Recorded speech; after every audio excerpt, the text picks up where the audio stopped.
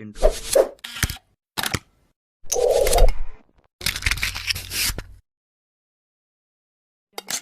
Cerita dimulai dari sebuah hukuman mati. Saat tahanan ini disuntik 3 cairan yang berbeda, seharusnya dia akan mati dengan damai. Tapi dia merasakan kesakitan yang luar biasa. Tahanan itu meninggal setelah berteriak sangat lama. Adegan ini membuat puluhan hadirin merasa sangat panik. Setelah itu, polisi merasa, ini bukan kebetulan, tapi ini adalah balas dendam.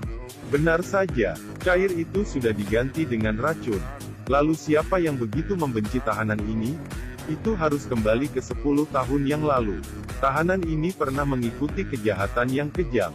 Dia bersama rekannya masuk ke dalam sebuah keluarga yang bahagia. Rekannya membunuh istri dan anak di depan mata pemilik rumah itu. Kemudian, kedua penjahat ditangkap dan dihukum. Tapi hukuman tidak adil. Pengadilan memberikan hukuman ini kepada kedua penjahat. Penjahat yang tidak membunuh dihukum mati dan ditangguhkan selama 10 tahun. Penjahat iblis yang membunuh orang hanya dihukum 3 tahun penjara. Semuanya karena penjahat iblis itu berkuasa.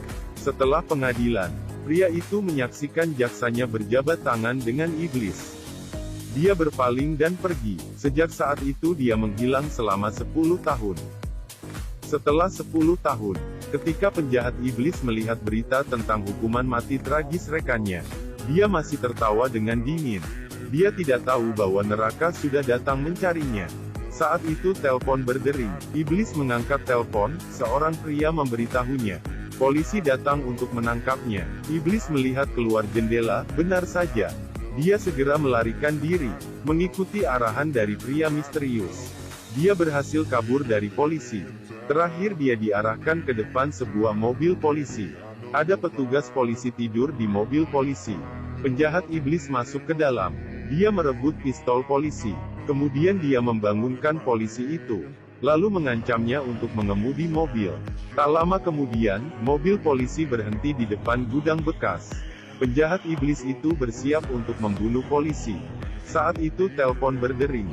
Saat penjahat iblis mengangkatnya, suara dalam telepon berasal dari polisi di depannya.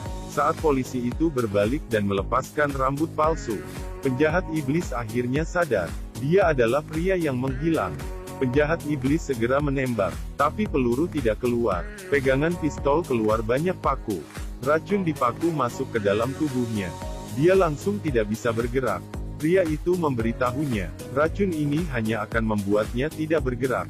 Tapi dia bisa merasakan semuanya. Kemudian, waktunya balas dendam.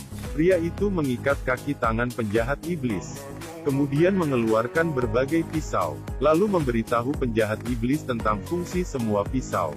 Kemudian pria itu menyuntikkan cairan pada penjahat iblis, agar dia tidak pingsan. Penjahat iblis sangat takut. Beberapa hari kemudian, polisi menemukan mayat penjahat iblis itu. Dia telah menjadi 25 potongan daging. Bahkan detektif senior ingin muntah ketika melihat TKP. Polisi segera mencurigai pria itu.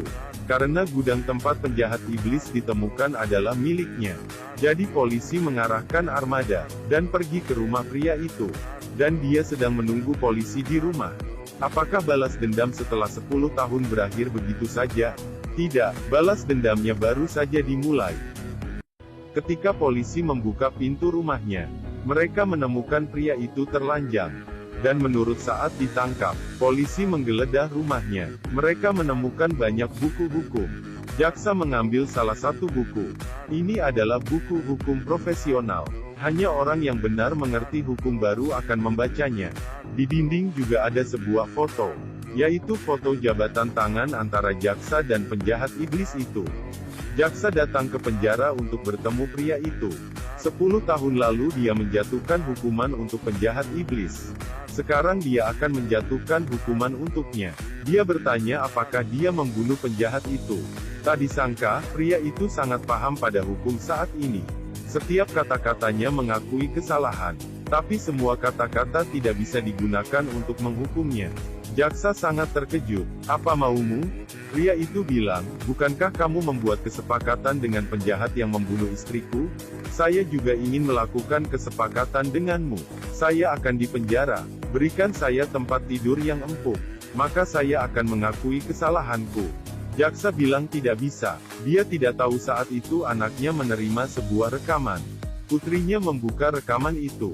Di dalamnya adalah seluruh proses penyiksaan terhadap penjahat iblis. Putrinya ketakutan hingga menangis.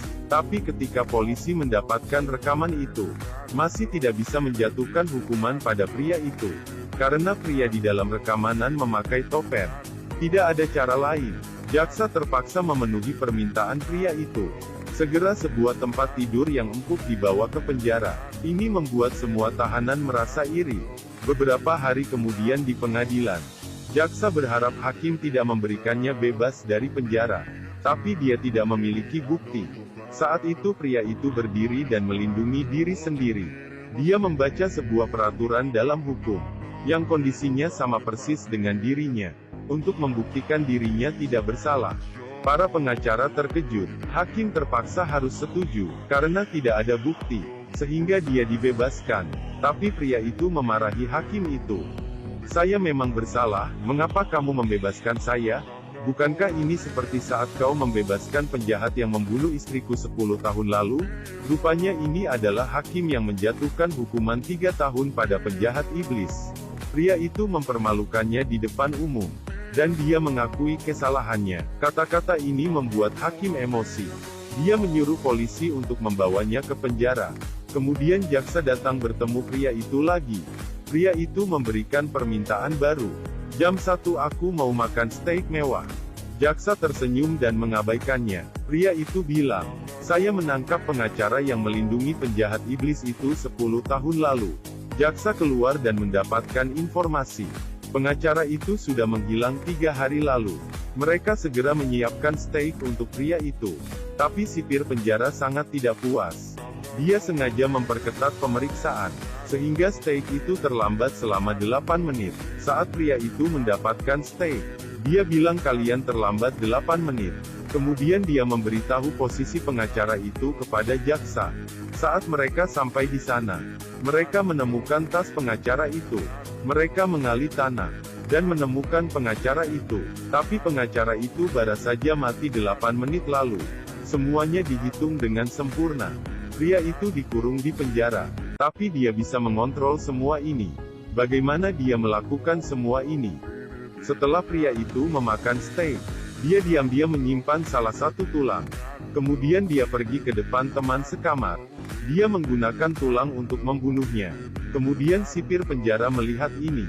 Dia sangat terkejut. Pria itu dikurung di kamar kecil yang gelap. Tidak lama kemudian, polisi mengetahui identitas asli pria itu. Rupanya dulunya dia adalah anggota pasukan khusus. Dia adalah petarung abadi. Dia bisa melakukan aksi lebih cepat dari orang lain. Jaksa tidak percaya pria itu begitu hebat. Dia percaya pria itu dibantu oleh rekannya.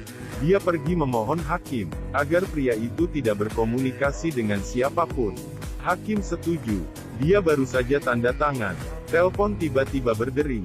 Saat dia mengangkatnya, telepon langsung meledak.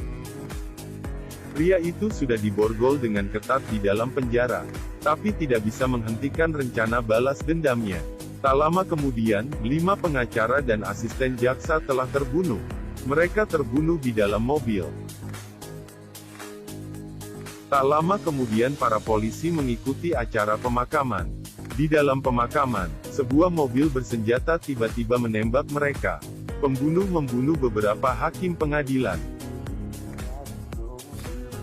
Wali kota menyatakan keadaan darurat. Seluruh kota diamankan. Polisi bersentaya terus berpatroli. Jaksa itu sangat bingung. Tiap hari dia terus menyelidiki. Akhirnya dia menemukan sebuah properti yang dimiliki oleh pria itu. Dia pergi bersama rekannya. Mereka menemukan senjata yang banyak. Dan di bawah tanah dari rumah itu, ada sebuah lorong tersembunyi. Di dalam lorong ada kamera pemantau. Bisa mengawasi semua kondisi di dalam penjara. Dan pintu keluar lorong itu adalah kamar penjara pria itu. Rupanya ini alasan mengapa pria itu masih bisa membalas dendam dari dalam penjara. Dia bisa keluar dan masuk dengan bebas. Saat mereka datang ke ruang penjara, pria itu sudah tidak ada di dalam. Saat itu, pria itu sedang memakai pakaian tukang bersih. masuk ke gedung wali kota, dan memasang bom waktu. Untungnya, jaksa yang tiba di gedung wali kota menemukan bom itu. Dia menemukan pakar pembongkar bom. Pakar memberitahunya, bom ini dapat meledakkan semua bangunan, dan bisa diledakkan dengan sebuah ponsel. Semua orang kehabisan akal. Jaksa tiba-tiba mendapatkan ide. Tak lama kemudian, saat pria itu kembali ke selnya, jaksa sudah menunggunya. Pria itu sangat terkejut. Anda akhirnya menemukan rahasiaku. Pria itu masih terobsesi. Dia bilang mari kita buat kesepakatan terakhir. Jaksa menggeleng kepala. Dia tidak akan bersekapat dengan penjahat lagi. Anda mengajariku. Pria itu tersenyum. Dia sangat bersyukur. Jaksa akhirnya memahami prinsip-prinsip keadilan. Tujuan pria itu tercapai. Dia mengeluarkan ponselnya, dan meledakkan bom. Jaksa itu segera pergi dan menguncikan pintunya. Ternyata bom itu sudah dipindahkan ke kamar pria itu. Pria itu tidak panik. Tampaknya dia telah mengetahui semua ini. Dia duduk di tempat tidur, kemudian mengambil gelang yang dibuat oleh putrinya. Dia meninggal dengan tenang. Keadilan mungkin akan telat tapi akan selalu ada. Tapi keadilan yang terlambat, terkadang cukup untuk merusak kehidupan seseorang. Jadi jika lebih banyak orang berpegang teguh pada prinsip keadilan, mungkin keadilan akan datang lebih cepat.